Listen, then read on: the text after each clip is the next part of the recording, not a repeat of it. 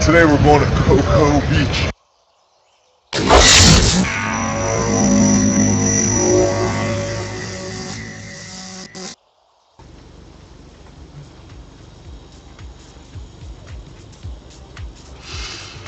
Hello, this is Bloodrift of Shadowmoon US, and this is a rated battleground video. I'm going to tell you the strategy, and that is to ignore Saint Agatha in our guild chat. He's trying to get a threes group going together, and I don't give a fuck. No, but seriously, he's a cool guy. This video is unedited. We are at about 1550 rating right now. This is a pretty consistent rated battleground team after this point. This is our first match as a full group with no puggers, but only people that I really trust to be in this group. And there's the queue. We're going to be in Warsong Gulch. Actually, I'd like to tell you, I'm commentating this video because Expa did not record our Ventrilo conversation, and the video is actually silent. Cool. I have to talk for about 20 minutes now. I'm not going to give anything away. You sit here silently for a minute and 30 seconds. Actually, I'd like to explain our pre-match conversation, or pre-match things that I declare, and that is, first of all, the main strategy. We are going to run the typical intercept strategy, where our flag carrier and one healer runs off to take the flag, and the rest of our group fights their group aggressively in order to see if we can beat them in a full group situation, or if they will beat us. And depending on what happens, if they kill all of us or we kill all of them, we will do whatever the situation asks of us. The other things that I call out before the match starts are I call main focus targets, and these are targets that we will typically attack before anything else, and I will call these later when we're actually going to focus them. However, I do tell my group that we need to kill the priest first and CC the monk and ignore the paladin when we come up to their group.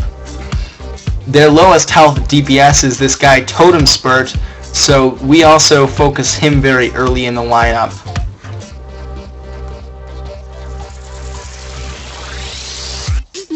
And there Bloodrift goes, jumping out of the basin, running in the ramp direction, with everyone going opposite of him. We are 1600.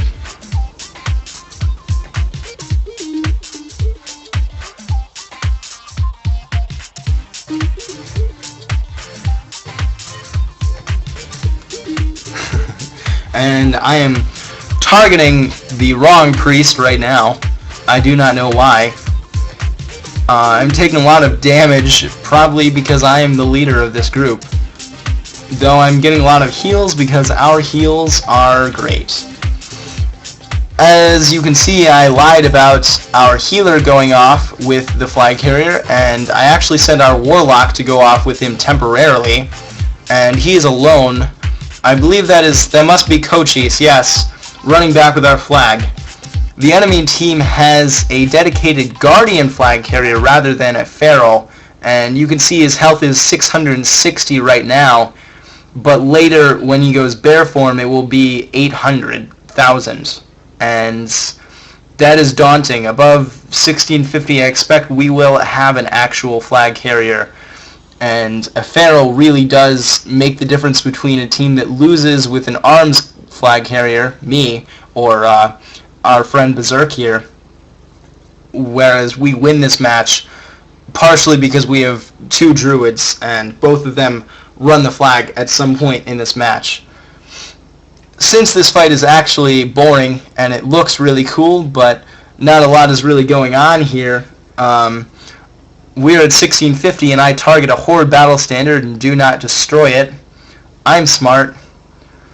We're really just targeting healers and waiting to die, as 2 healers are dead at this point and I'm going down, and so we will be wiped by them, or at least partially. We won't actually wipe, but we will be disabled by their group. Right now what's going on is a switch of leadership. Nadiris, our DK, has begun calling targets, and Swiftman is going into overhaul to keep everyone alive. As you can see, I'm checking health, and we're running in. Our strategy at this point is to move the entire fight from where it is in midfield to their tunnel. And then we will act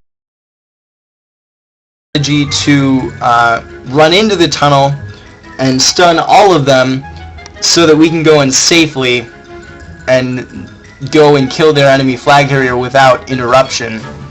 However, that's not going to work.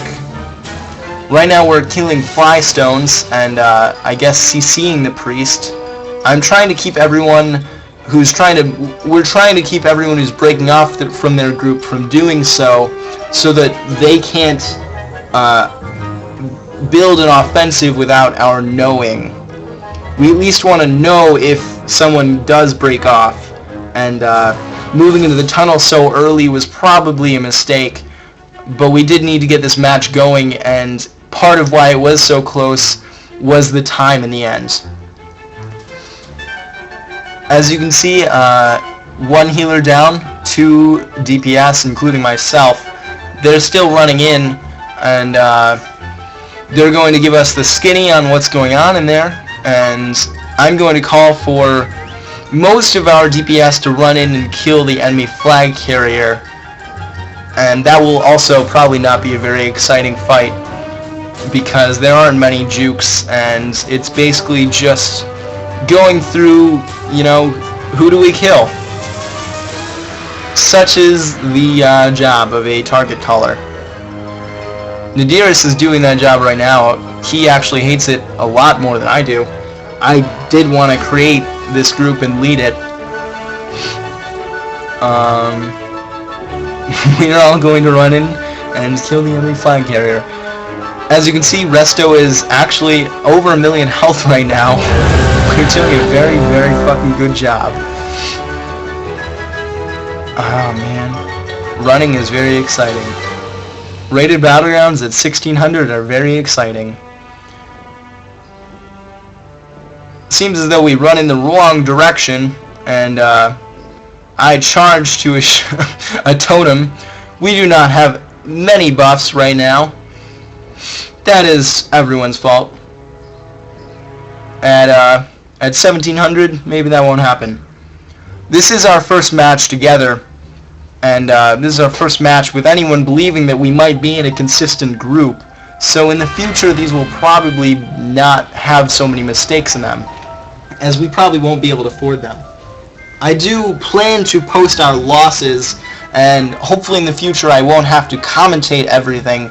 I can actually just release them with what's going on in Vent, because I think that's actually more informative, as if I didn't say anything, you would still probably be able to figure out what our strategy is, and if you were listening to our Vent conversation, you would definitely know what's going through our heads. We do stick with the permanent call target of killing the priest first, and then we move on to pressure the monk. We start killing him as well as another DPS, and we keep switching targets. As you can see, Chenbo is very tempting right now, but we need to keep pressure on other players, notably not Chenbo. Probably dumb idea. Everyone is going down at once, which means things are going very well for us. The only one who has full health is Resto, and that monk, where did he go? He's still here. He's dying, but I take that moment to glance at my achievements. Bad key bindings, really. My specifically my statistics summary, because I'm going to kill one more monk here, and that will add to my kill count, and I'm very proud of that. Now that we're on the Warlock and there's no healer, that was easy peasy. We're going to kill Resto here, and Unfortunately, they will wipe us at the same time as we wipe their flag carrier, so each flag carrier will go down at relatively the same moment, and we'll have to do it all over again. With 13 minutes left, Peaches and Cream is running with our flag. We will intercept outside and we'll rebuild what we're doing. The plan does not change all that much, other than one important factor, and that's that I will split up the group. Yes, I will split up the group. The DPS will be split 3 and 3.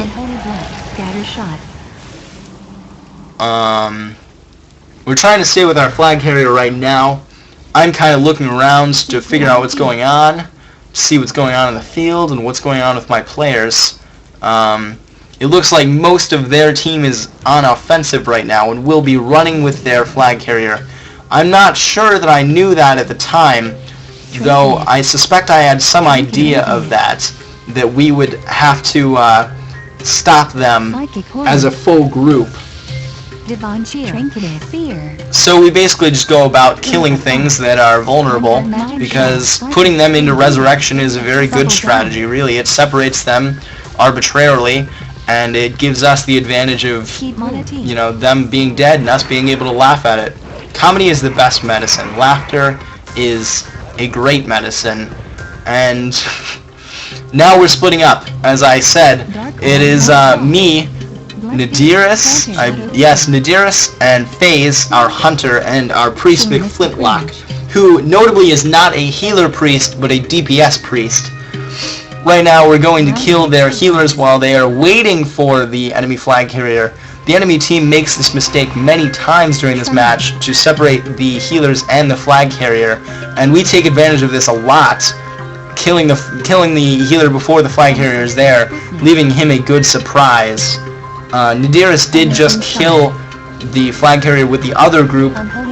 Since it's a split of 4 and 6, they had a little bit more DPS, and we're basically here just holding the healers away from that group. So killing the enemy flag carrier would have been very, very easy. I did call out names specifically, making a specific composition of players in order to accomplish that goal. We do cap there, and that's very exciting. With 11 minutes left, though, we do not turtle. It's kind of unfortunate that we don't, because they do later take the advantage and turtle when they cap this next flag. Right now, Harry Pothead has it. He's a balanced druid, so he's very easy to kill. I'm running in to get the flag and bring it back to whoever I give it to. I don't remember, but now they've dropped the flag, and more is going to happen. More and more and more is going to happen in the match. I'm not sure. It seems as though that our groups have actually switched, with FaZe being with me. However, Berserk, the priest, and the warlock, and most of our major DPS, if you look at the charts, it'll confirm that, are with the enemy flag carrier right now, whereas our defensive players, more defensive players, are here. And my job right now is to run over there and stop Resto so that our offensive main DPS can get to him. It seems we're not doing well, as Resto is at 830 health. A very impressive 830,000 health. Flystones is CC'd, and he does not release from it, it seems. Very good on my part to think that he wouldn't release from it. And right now I'm just stopping Resto. FaZe, this hero of hunters everywhere, takes the speed and goes ahead to slow down Resto, laughing in his fucking druid face. And I stop the healer so that my group can zerg Resto, and I'm sure that I'm calling very, very loudly, kill Resto while the healer isn't with him. Though now they have 2 healers with Resto. Their monk healer is dead right now, rezzing probably to run back in. However, we know right now that the same thing is happening in our base, that they have a small offensive group killing our flag carrier at the same time, and we do have very limited time to accomplish the goal of killing everyone here and killing the flag carrier. So Flystones is down, that's 2 healers. I believe the monk will soon run in, though I could be wrong. Right now there are no healers with the flag carrier. Flystones is dead, the monk is running in, and we did not get a big enough window there that I would call to Zerg him, though we stopped the monk here when we're killing him. I'm sure my commentary is thrilling for you.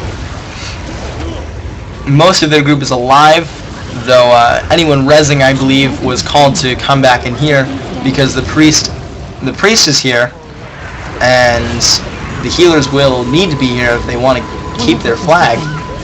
And there is a fight that happens. Obviously. The whole game is about fighting.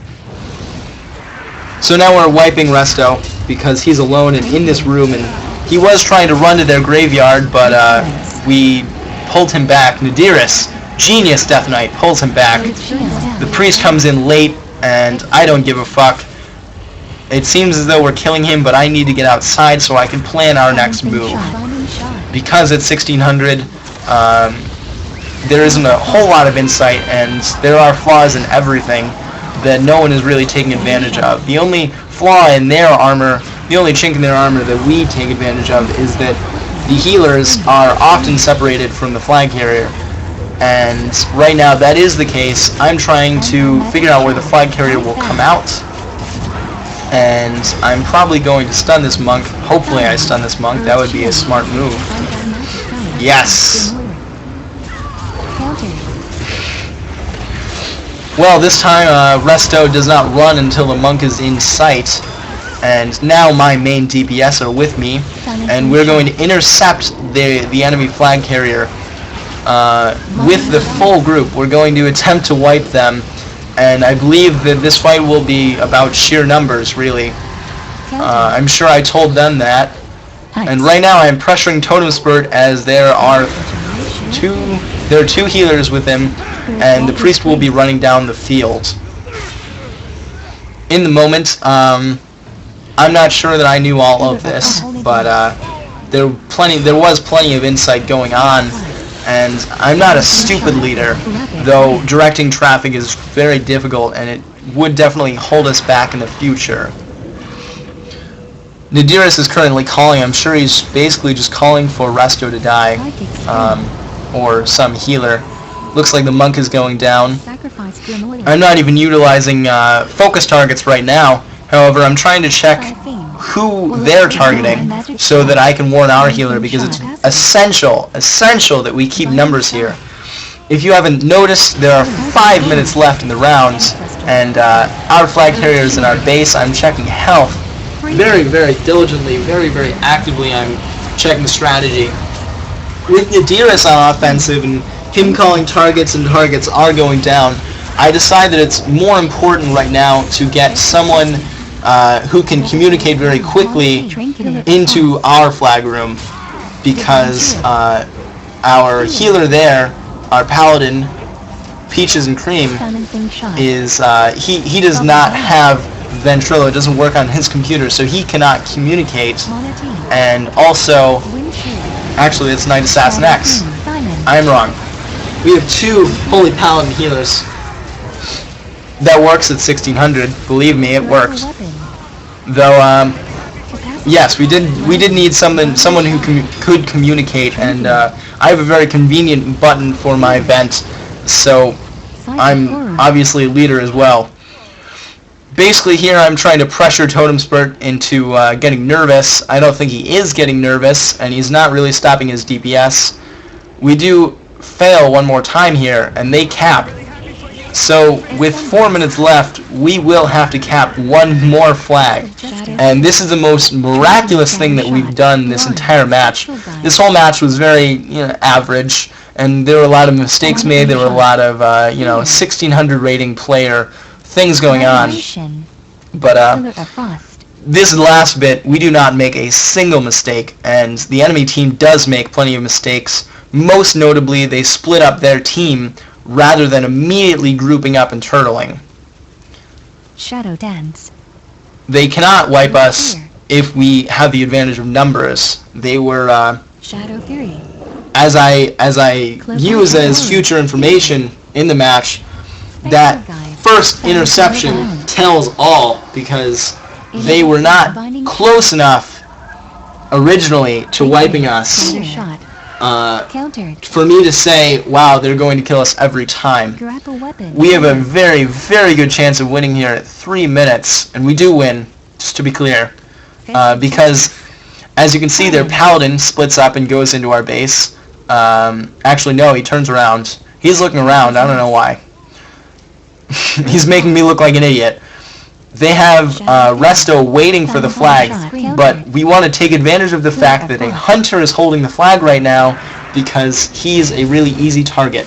And the monk is also going down before he gets to the ground. So if I can just slow down this hunter, our warlock is really nearby, our hunter is really nearby, we can kill him. The other thing I notice is that Resto is trying to run up behind him, because if Resto gets the flag, they will win the match. Undoubtedly, with 2 minutes we cannot kill their whole group and a 1 million health Guardian Druid.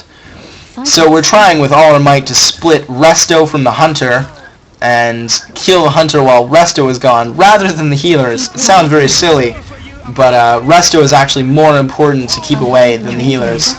And the healers are dropping because they're not working together enough. That's another flaw in their plan. And right here, they have no flag. And Swiftmend, our genius Resto Druid healer, he will run up the base, he will run up the map, and we will basically, right now our strategy is to keep them out of our base. Totem Spirit is running to our base. Everyone is running to our base as fast as possible because they know we're going to cap. And right now is the idea is just to CC everything in sight. So we're doing that. And with 1 minute left, their healers cannot get into our base. Not a single one of them can get into our base. And I believe the priest is stuck in the tunnel. But I know that we've just captained with 1 minute left. Swiftman says, "You're welcome," like a fucking demigod. I laugh, and the match is over. The match is entirely over. Beastbow takes it again. What an idiot. I bet he's gone from their team. But me playing on Bleeding Hollow as well, this is a glorious moment because I've topped a team on Bleeding Hollow, and I play Bleeding Hollow Horde. So does this team. And here we are winning. Congrats, everybody. That was definitely a very cool match. Hopefully more matches to come. Hopefully not as close, but I'm sure they will be exciting. Thank you for watching, everybody. There will be more, and it only gets better.